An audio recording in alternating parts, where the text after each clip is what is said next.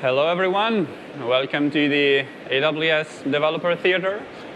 We still have a few seats in the front, not many, but please come over. So I'm Alex Casalboni. I'm a technical evangelist at Amazon Web Services, and today I want to tell you a little bit how you can go and do data collection and data analysis in a very efficient way, in a very cost-effective way, and in a way that allows you to analyze your data almost in real time, or as quickly as possible, let's say, which is a great way to get insights from your data. So I want to ask you, before we get started, how many of you have attended more than 1 or 2 sessions today? Wow, you really like the theater. Cool. And how many of you have ever built a data analysis dashboard? Or maybe run a data warehouse? Cool. Did you enjoy it? Was it a fun experience? Not many hands up. OK. So I know I've done that too. And today I want to share my experience with this kind of tools and microservices and data analysis best practices. I'm a software engineer. I'm a web developer. I am into AI and serverless and data analysis. I've been in a startup for 4.5 years, and analyzing data was my best off time, like evening duty. So it's a lot of fun. I've been an AWS customer. I built that startup on AWS, and I recently joined Amazon Web Services. So what I want to tell you today, a little bit about the data challenges that you find in this space. So we're not talking about real-time or like production databases that back a product or a service. We're talking about data analysis, okay, which means reporting and dashboards. It's a different set of data use case. And I want to mention why columnar formats are a very good tool that you need to be aware of in this space, and what's really the difference between a data lake, a data warehouse. How do you handle those? Are there an alternative? Can you use both? And what are the main differences?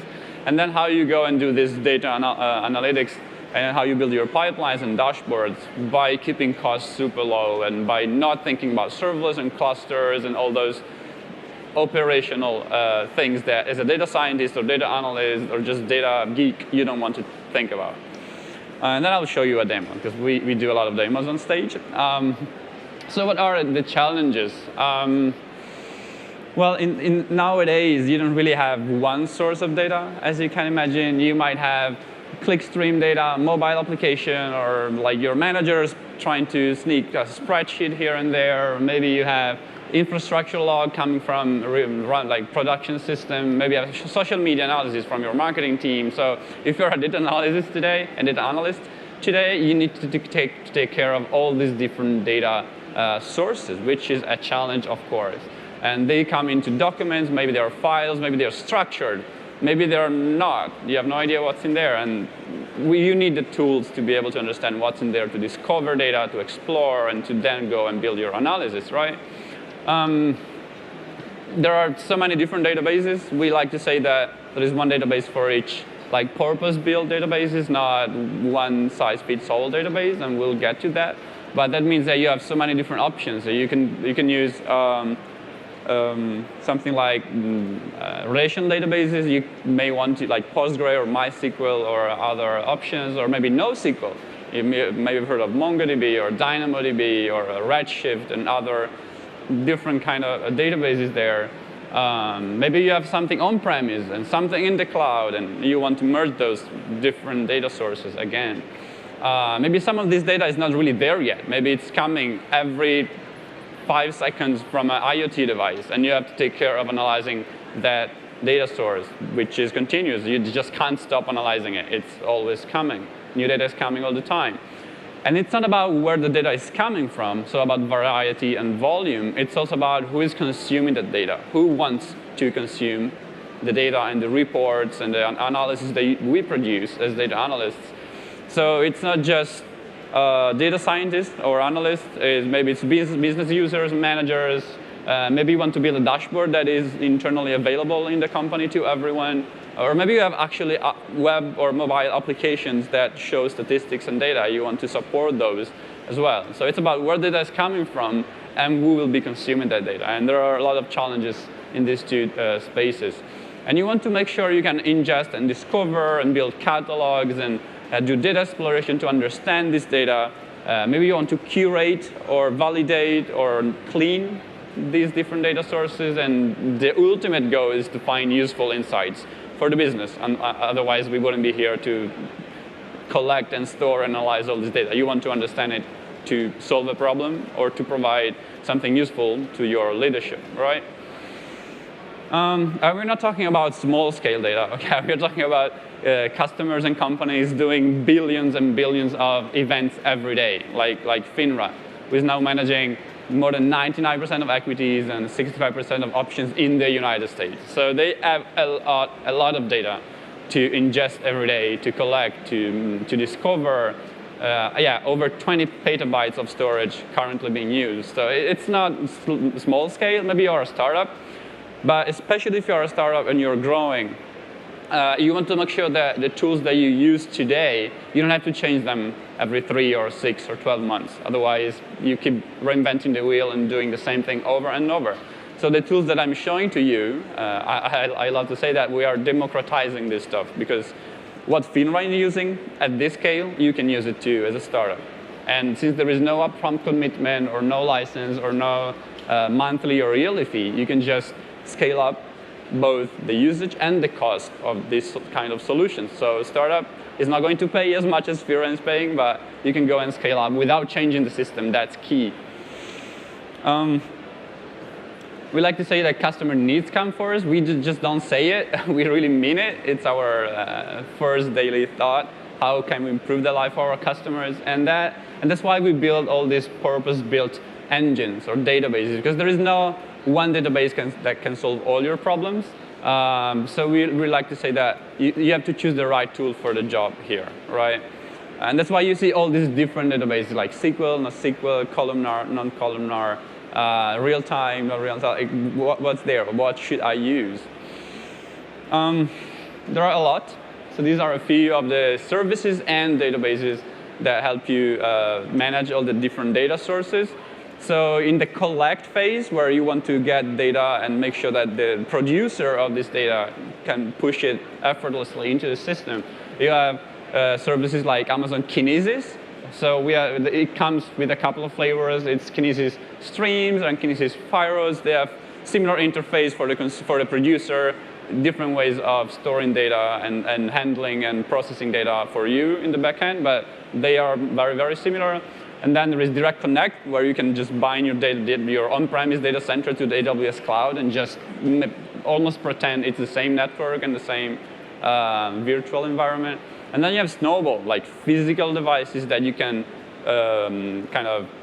that we deliver to you, and you attach it to your network. You load your 25 billion petabytes of data in there, and then you ship it back. That's much faster than moving data over the wire if we have very, very large scale data on-prem that you want to move to the cloud. So different options to move and bring your data to the cloud. But once it is in the cloud, where do you store it? Not all the data is equal. So maybe you are already in a relational. It's already in a relational form. So maybe you want to store it into our Amazon RDS database, or maybe it's NoSQL. So you have items, not records, and they are completely random structures because we love it. So maybe you put it into DynamoDB, or maybe you want to kind of use the father of all the services, which is, I like to call it like that, which is S3. S3 is our simple storage service, object storage, where you can just store everything in there as an object. Whatever it is, it's JSON, a CSV, a random binary file, you can store everything in there. And then you think about how you want to process and analyze data on S3 later on. I'll show you how to do that. If you have data that's been there for a while and you're pretty sure you're not using it anytime soon, you can go and archive it into Amazon Glacier. Okay, Glacier, like frozen data that you might need, but it's not strictly required. If you need it right now, it must take 10 seconds to read it. Maybe it can take a couple of hours. It's maybe at last year's backups. You don't care anymore. You can put those stuff on Glacier. There are other tools like Cloud Search, Elasticsearch. If in your analysis pipeline you need to do like full text search and other advanced search capabilities, maybe you don't need them all the time, but it's good to know they exist. So you don't reinvent again a text search in every project.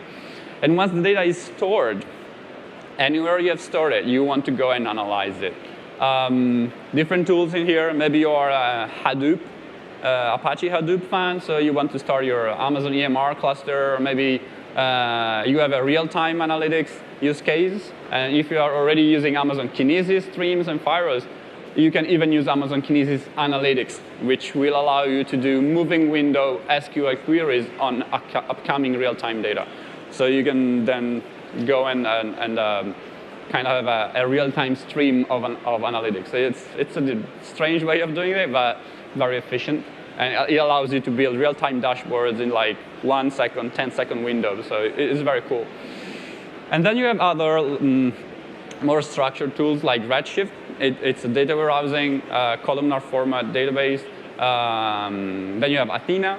Athena is kind of special because it's not really a database. It's more like an SQL interface on top of your S3 data.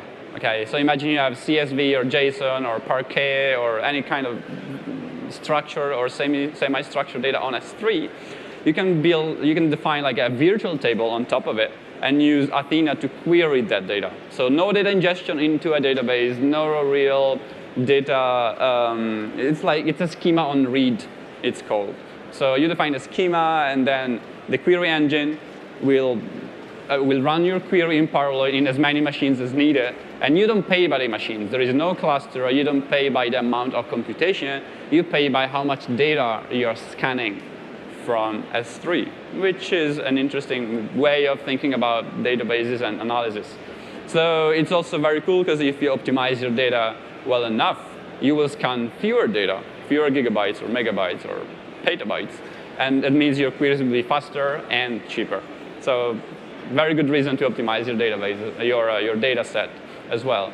But these are more like query databases, like a different way of querying your data. How do you go and do data exploration, data discovery, and data actually building dashboards, for example? So there are tools like Amazon QuickSight, which I'm showing you later in the demo, which allows you to do like point and click data exploration on your data sets, wherever it comes from. It's on Redshift, on Dynamo, on RDS, on S3, wherever it is. You can say, hey, go and push data from there, maybe merge it with other data sources, and then you have a AI-driven dashboard creation point-and-click experience, where you just click on fields, and maybe you like that piece of the pie, you click in there, and you dive deep and go and do data exploration. Very intuitive. I'm going to show you later. So a quick parenthesis on what's columnar data. Who knows what is or how it works under the hood? Columnar data, anyone? Awesome, you are in the right place. So there are many open standards like backed by Apache, such as Parquet or ORC. So today we'll see mostly Parquet. Why do you need this kind of data formats? Well, you want to optimize the performance of some kind of queries. We call analytical queries. So maybe in a production database, in a service, you want to query by key, you want to filter by, I don't know, by column, or you want to do like production kind of queries. But analytical queries are very different, because usually you reason on very large data sets. You want to build aggregates, averages, sums, and stuff that are very often column-based, not really record-based. You don't care about the individual records anymore. You want to build aggregate statistics. So we want to optimize those kind of queries. And what it looks like under the hood, I mean, the format itself, I'm not going into the implementation details, but intuitively, what it looks like is, if you think about records, like A, B, C are fields in your data model. A1, like 1, 2, 3, 4, 5 are records. Okay, what you usually do in traditional raw layout databases is that you store a record at a time. So here we have A1, B1, C1. That's the first record, and then A2, B2, C2, and so on. What we do in columnar format is we do totally the opposite. We just store the same column altogether, and then we stop, and then we store another column altogether, and so on. So as you can imagine, this allows you to access and reason on specific columns in a much more efficient way. Because you can say, hey, give me the sum of field A.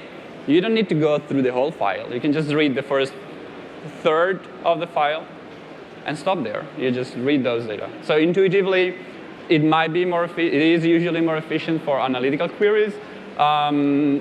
There is more, because actually at the beginning of this section, you have some metadata as well. So if you want to do queries like count, you don't have even to go and scan anything. It's already in there. So it helps you doing this kind of aggregation, count, sum, averages, analytics. So you can store those while you build the columnar file. Why should you build it at runtime? So it helps you with this kind of queries. Why it matters? Because we are going into the big data world. It means not 1 gigabyte, not 10 gigabyte, maybe 200 petabytes of data that you want to analyze every 6 hours or every 60 seconds if you have a real-time use case.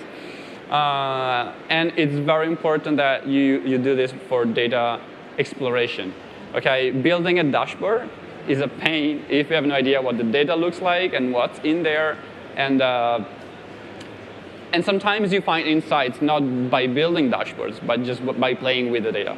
You have a question in mind, and you want to go and dive deep into it. So you want to have some sort of efficient way to do data exploration on the latest version of the data. So very, very important there, especially for startups. What used to happen in the traditional world is that you had this, relational data was the only option. You can go terabyte to petabyte scale, but maybe not exabyte and all the new words that I don't even remember, like thousands or millions of petabytes. That's a new scale that was not even conceived when these tools were created in the first place. The schema needed to be defined a priori before you even started having data at all, which makes sense in some production databases, but for analytics, it's a pain. You have a new data type that you want to start collecting, and it takes 5 weeks just to create the table, to agree on the data format, and you wasted months. Okay. The goal of these tools was to build operational reporting and to do very ad hoc analytics. The goal is still there. We just changed how we do it and how the data is stored and what tools we use.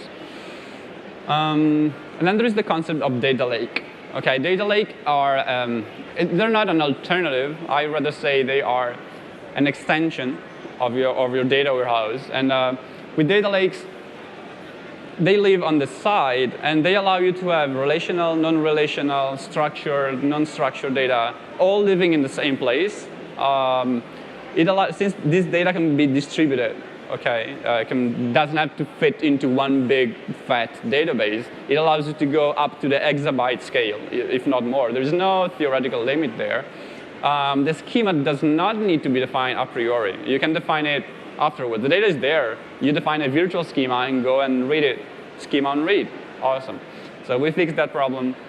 They help you fix that part of the problem. Sometimes you also need schema a priori for like data that changes a lot or data that you need to correlate with historical data. So you don't forget the traditional world, but think how you can extend it. Let's say that, how can we say, even the cost of these tools tend to be much smaller because you don't have a cluster of machines to handle anymore. Or if you do it in the cloud, like on AWS, we take care of all the infrastructure, and you don't even see physical machines, clusters, you don't see that anymore. And you don't even pay for that. So if you have a query that can be parallelized very efficiently in 10,000 machines, we have the cluster there running.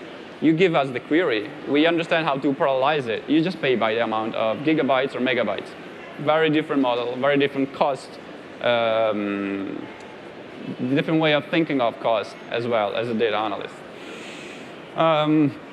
The way you do it on AWS, you put your data on S3. Okay, S3 is helping you, is the basis of every other AWS service. Almost every AWS service is using S3 for some sort of storage capability. And there are different ways to put data in. There are different ways of securing to reach compliance, to reach auditing. So if you are in a regulated environment, no problem. And the AWS platform also allows you to build very fine-grained access policies for your data analyst, for your data, for the consumer of the reports. So you can implement very tight security and auditing policies. Let's go on.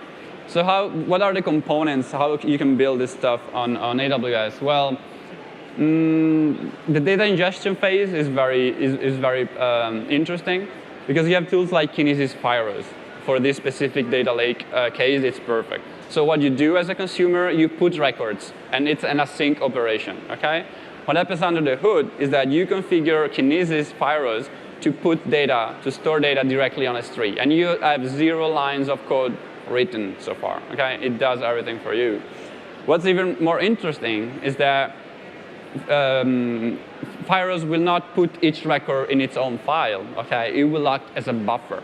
So it will ingest data, will take it there for a while. You can configure how much data or for how long, based on your compression needs or your real-time needs. And what happens after, 60 seconds, for example, that's what we're trying to do today on Insights in 60 seconds, is that it will take all the data collected so far, compress it, encrypt it, eventually convert it to columnar format, so still 0 lines of code written, and put it on S3. So if you build that, what you have so far is a system that can take data, compress it, encrypt it, transform it into columnar data, put it on S3, 0 lines of code written. Okay? And this scales. There is no server, there is no cluster to manage, and here you also pay by how much data is passing. So you can have a dev environment, a test environment, a prod environment. Guess how much you pay for the dev environment at night if nobody's using it? 0. Okay, you pay by how much data is going through. Very cool. This is the ingestion phase. Okay, different ways. I think Firos is your best alternative because it allows you to put records in real time from a mobile app, from a certain web application, wherever data is coming from. You have the different SDKs, CLI tools. You can put data any way you want. But it's not just about putting data in there. It's also about building a catalog and making sure that people can go and explore and go and understand what data has been put there. Because you don't want to slow down the people that are producing data, but then as a data analyst, you want a quick, efficient way to make sense of all this data in different formats and different variations of data sources. So how you do that? AWS Glue. Glue is a fun name, but it gives you a hint. It's gluing. It's helping you glue all these pieces together about ingestion and analytics. So Glue will build a data catalog for you. There are crawlers, data crawlers, that will go and kind of go on into S3 and see what's been put there and build you virtual tables and schemas and with versioning, and it is really powerful.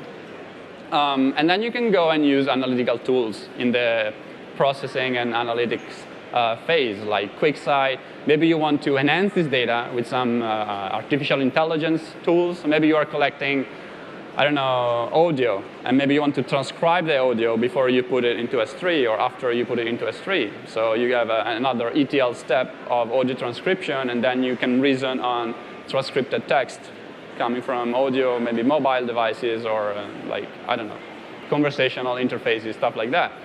So you can kind of build your own processing, and Glue will also help you do all the ETL. So it comes with pre-built scripts. So you say, okay, my data is coming from this data source. I need to convert it this way into this other data source. It will give you a Python script that you can customize. You just, now it looks fine. Scale this 3 times a day, whatever, run it. No servers, no configuration. Very awesome. Security, top priority. You have all the logging, you have all the auditing, who did what with Amazon CloudWatch, with Amazon CloudTrail. So it's not a black box that you have no idea what's going on. You can go and see which APIs calls have been called, who did what, and do auditing and monitoring of the system overall. So this is more or less what the landscape looks like. I like to stress the word serverless, meaning you don't see the servers or the clusters. You don't need to go and patch the machines or install updated version of the libraries that you're using. So you can forget about all the infrastructure management, infrastructure administration part, which as a data analyst is a dream. So another effect of this serverless thing is that you pay only for what you use. Again, if nobody's using the system, you want to pay 0, right? And we like to say you don't pay for idle. Idle capacity, forget it. It's not a problem anymore. Not just that, but okay, raise your hand. How many times you built a dashboard, a reporting, very beautiful dashboard, but then it was offline because the data warehouse was down or there was an error? Every week, right? Okay, since most of the tools we are seeing are serverless, we take care of the infrastructure. We take care of making sure that the software components are already distributed in different availability zones, in different like fault-tolerant areas, so that if even a whole data center goes down, okay, there is another part of the system that's up and that can serve your request. So, very cool. Again, it's not only about storing and ingesting. It's also about discovering. And the more you go into the big data world, the more this concept of dark data emerges, which means you just have no idea what's in there. And if you have no idea what's in there, you're not using that data anytime soon. So we have first to find a way to solve that data, to solve that problem. You want to reduce that, hopefully to 0. You might have data that you don't need anymore. You want to archive it or delete it, but not being aware of what's in there is not. I mean, it shouldn't happen anymore. A few more words about Glue. It helps you do ETL, helps you build a data catalog.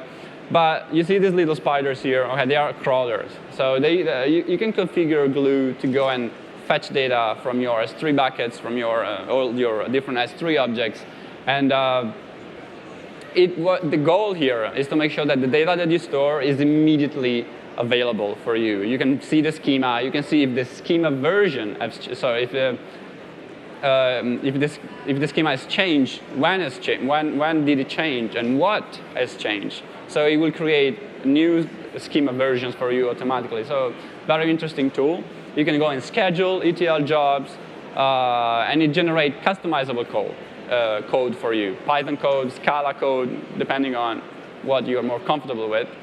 Crawlers are really amazing. If the built-in ones are not good enough for you, you can even build custom classifiers based on pattern. So maybe you're analyzing very structured data, but maybe they are, I don't know, server logs, and you want an easy way to match the server log pattern with your crawler. Okay, you can specify the pattern, and the crawler will match it with the data. It's not only about where the data is and what the schema is. It's also about what's the format. Is it JSON? Is it CSV? Is it Parquet? Should you care? No, because there are built-in classifiers. Even within the same data set, you might have even different formats. Some people are pushing CSV, some people are pushing JSON. Awesome, we can deal with that. So it's not even about S3 only data. These crawlers from Glue can go and fetch your data from Redshift or from an RDS database. So maybe you have Postgre or MySQL stuff that you need to kind of match and combine and join with the rest of the data. So these crawlers will go and take care of that as well. Similarity is interesting. Would you say that these two schemas are similar? So there is a name, an ID, and an address. So it's kind of similar. The first one is a structured approach to store the address with 2 subfields.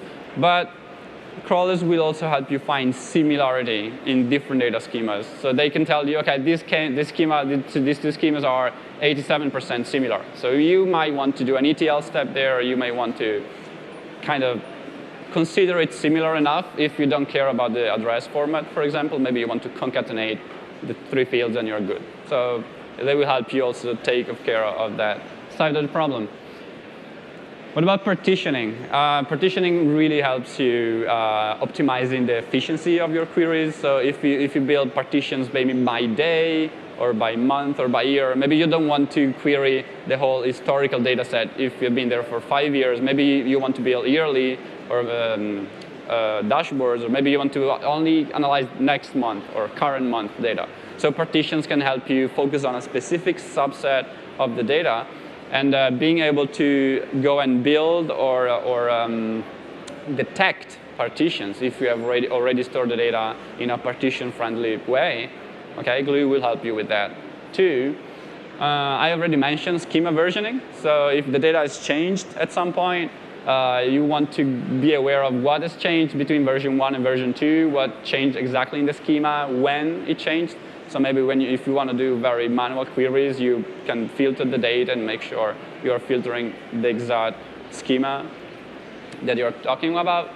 And there are different ways of creating these kind of virtual tables. You can create them manually in the console. You can run Hive statements, or you can call Glue APIs as well. If you already have this stuff into a Hive Metastore, you can even import that. So different ways, very flexible. We are not forcing you to do a specific approach in there. So choose what you're more comfortable. Another quick parenthesis on Amazon Redshift. So it's our data warehousing service. It is built to be fast. It's built to support open format. It's built to be secure and expensive, but there is a cluster in there. Okay. There are cases maybe you already have a cluster. Maybe you're already using Redshift. But maybe you want to go to that exabyte scale. You want to have a flexible structure approach, like a data lake. So how can you go about it? The way you go is you use Redshift Spectrum. So it's still Redshift. It's very similar to Athena, which allows you to declare virtual tables on top of S3. It's the best of both worlds, I would like to say. So you can still have your Redshift cluster in there, but you want to augment it with data coming from S3. Awesome. And Spectrum will just do that for you. Very similar approach. All the same benefits of Athena. It's just a different engine under the hood, different name. That's what it looks like for you as a consumer of the data. You just push the query into the leader node up there. Redshift is just one endpoint for you. What happens there is that you have the Amazon Redshift cluster, the blue one.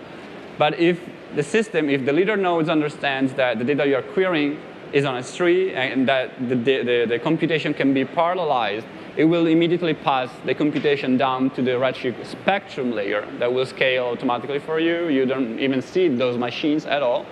And then all the aggregation, sum, average, all those stuff that can be done in parallel on subset of the data and then aggregated up will be done completely in parallel, and the results will be given to the Redshift cluster that will return you the query results. So very scalable approach, and the best of both worlds, because you can even join data that's on Redshift with data that's on S3. So very powerful. This is more or less what it looks like if you want to build data lake on S3. Again, data is there. Glue helps you with the data discovery, data catalog duties. Crawlers will help you build that data catalog. And then you want to have Athena or Amazon Elastic MapReduce or maybe Redshift to build the actual query, to extract the information, to aggregate data, and then push the results into data exploration tools such as QuickSight. And that's more or less what I want to show you right now. So let's see if we can mirror our display real quick.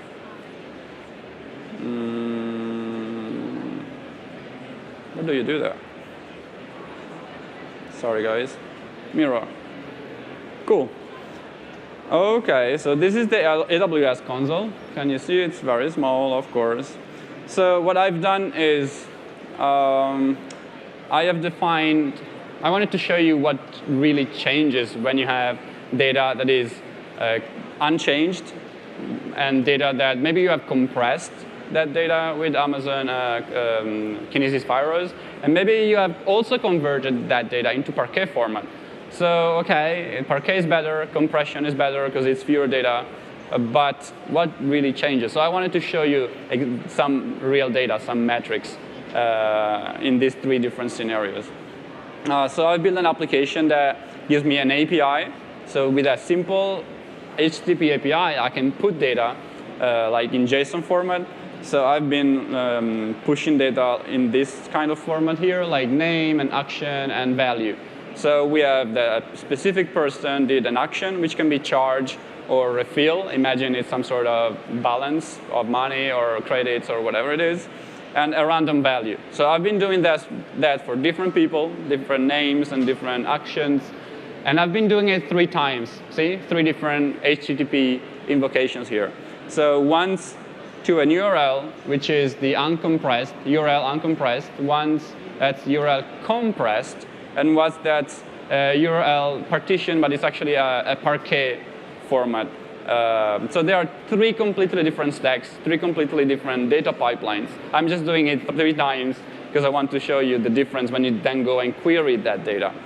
So what then I did, this is Amazon Athena, very simple UI. You can just put a query in there, run it, you get results immediately.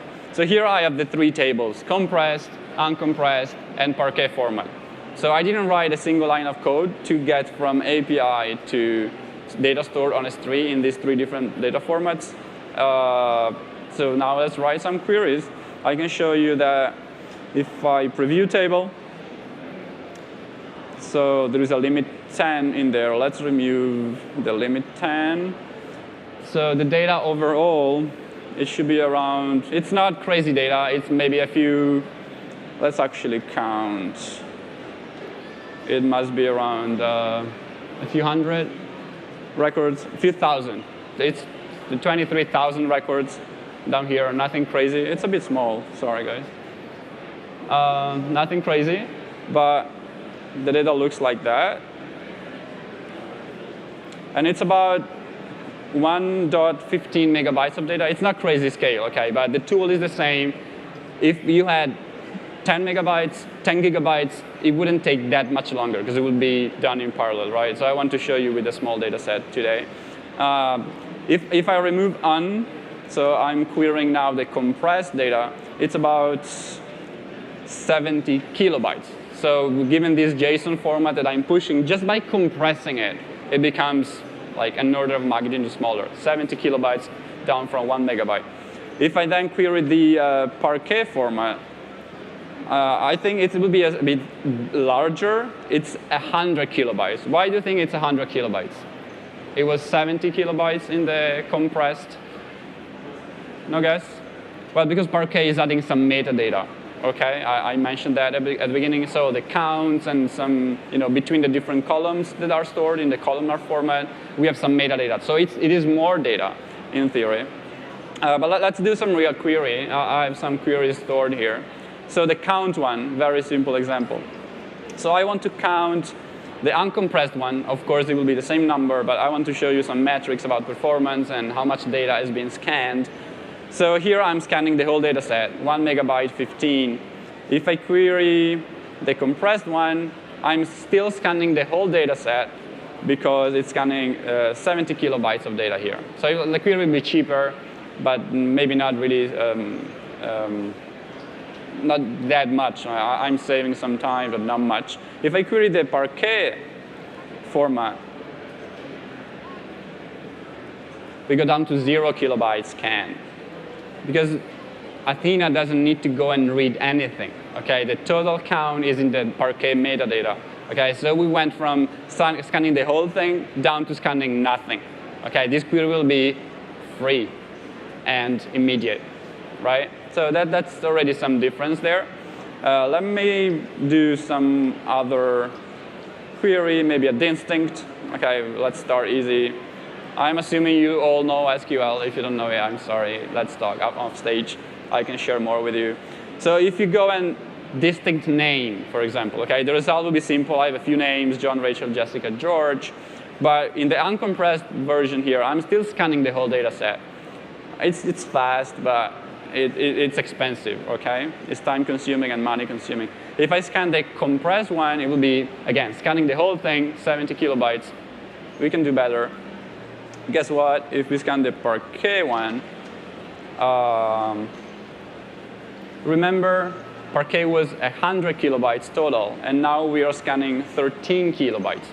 It means we are actually scanning only the name table. We forget about the name column. We are forgetting about the other 2 columns. So instead of, so we are saving a lot of time and a lot of money here. If we have, instead of 1 megabyte, 1 gigabyte, okay, that will start to be kind of an interesting size, an interesting scale. You will actually save a lot. Let's go into some more interesting query like averages and aggregations. Let's do that. So this is very simple query. Select name and average for only their fields. So I also have a where filter, and then I'm grouping by name. So my average will be performed on the value field, filtering by action, showing the name. So I'm kind of using all the columns here. OK, nice numbers. I'm still scanning the whole data set. Let's change table. I'm still scanning the whole data set here, 70 kilobytes. Let's go all the way to the Parquet table. And here I'm scanning 20. So why?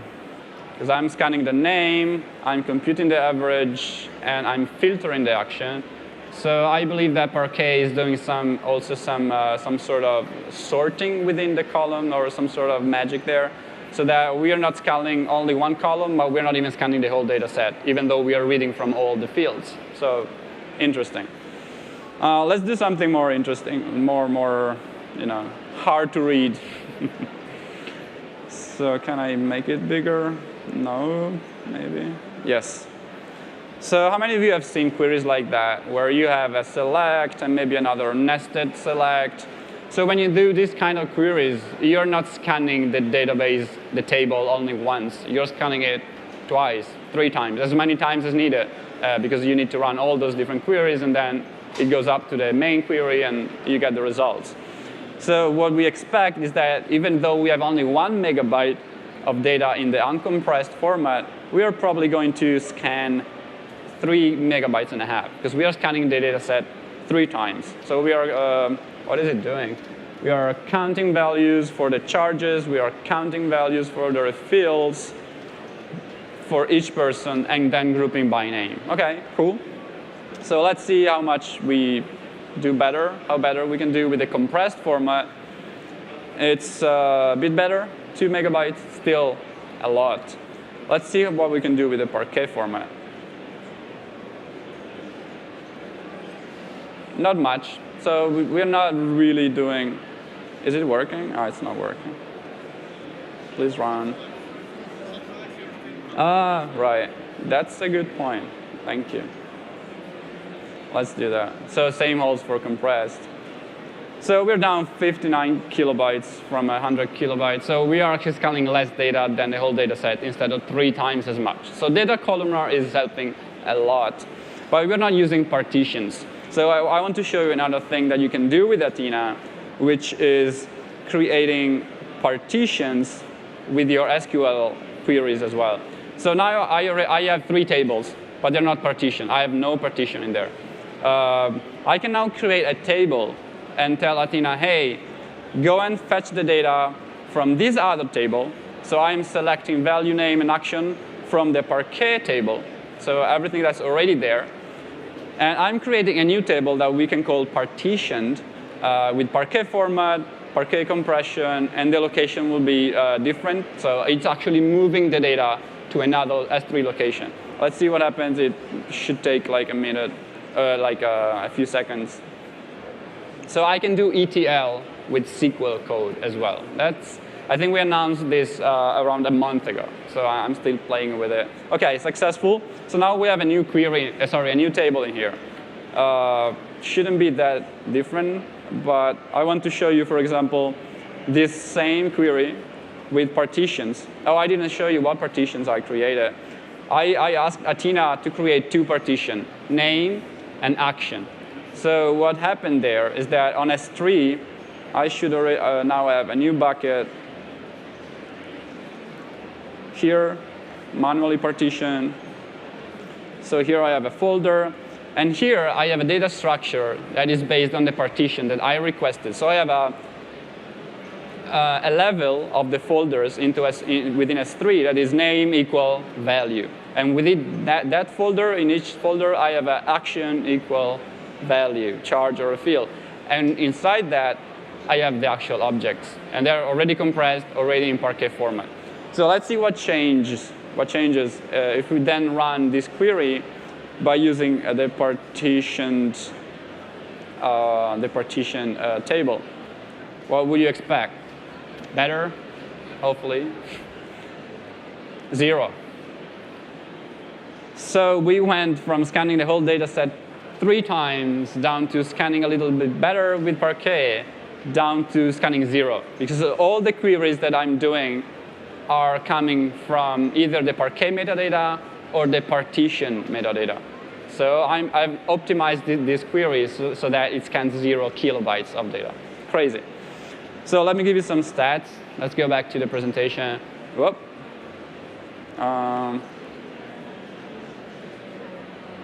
Just go away, please. Sorry. Yes. So, OK, so we went from, first query, we went from compression gave us like 94% improvement. Parquet gave us 70% improvement. Partitions gave us more or less similar to Parquet because that specific query doesn't earn much from partitions. But overall, we went from that much down 95.5%, 99.5%. Other queries that we have seen, the count query, we went down, again, 94, 100% with Parquet, 100% with partition. So we make these queries free.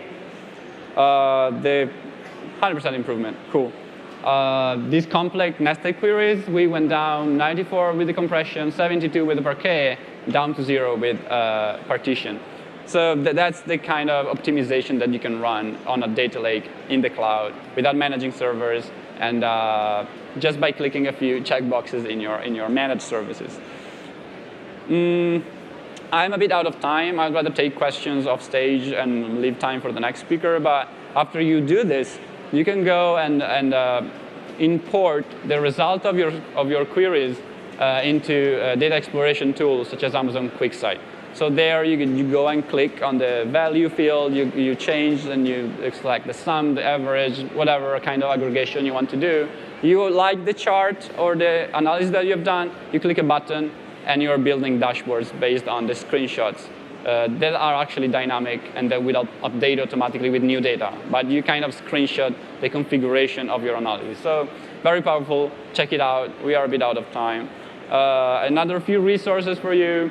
If you want to generate data automatically for your system, just testing data or to build a large data set without getting crazy and waiting too long, you can use the Kinesis data generator library. Very, very fancy. So you install it in your account, you deploy it into your account, configure it, what kind of data you want to generate, and it will start generating data. So you can do real-time data analysis and test and play with these tools with like kind of simulating a real production environment.